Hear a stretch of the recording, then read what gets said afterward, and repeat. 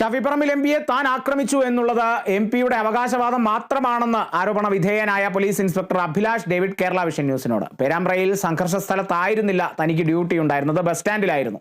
തന്നെ സർവീസിൽ നിന്നും പിരിച്ചു വിട്ടിട്ടില്ല, സസ്പെൻഷൻ നടപടി മാത്രമാണ് തനിക്കെതിരെ ഉണ്ടായത്. പിന്നീട് റീജോയിൻ ചെയ്തു. വടകര കൺട്രോൾ റൂമിൽ CA ആയി 10 മാസമായി പ്രവർത്തിച്ചു വരികയാണ്. ഷാഫി പറമ്പിൽ എം പിയുടെ ആരോപണത്തിൽ ഒരു തുടർ നടപടിക്കും താൻ ഇല്ലെന്നും ഇൻസ്പെക്ടർ അഭിലാഷ് ഡേവിഡ് പറഞ്ഞു. സാറ് പിന്നെ ഷാഫി പറമ്പിൽ MP യുടെ വാർത്താ സമ്മേളനം കണ്ടോന്ന് അറിയില്ല.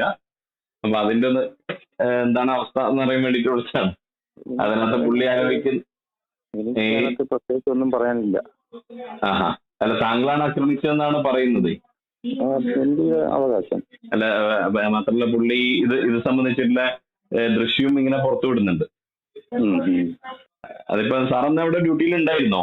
എനിക്ക് അവിടെ അല്ലായിരുന്നു ഡ്യൂട്ടി, എനിക്ക് ബസ് സ്റ്റാൻഡിലായിരുന്നു. ബസ് സ്റ്റാൻഡിലെ ഡ്യൂട്ടി അല്ലേ? അല്ല പിന്നെ 2023 പിരിച്ചു വിട്ടെന്ന് പറഞ്ഞു സാറിനെ.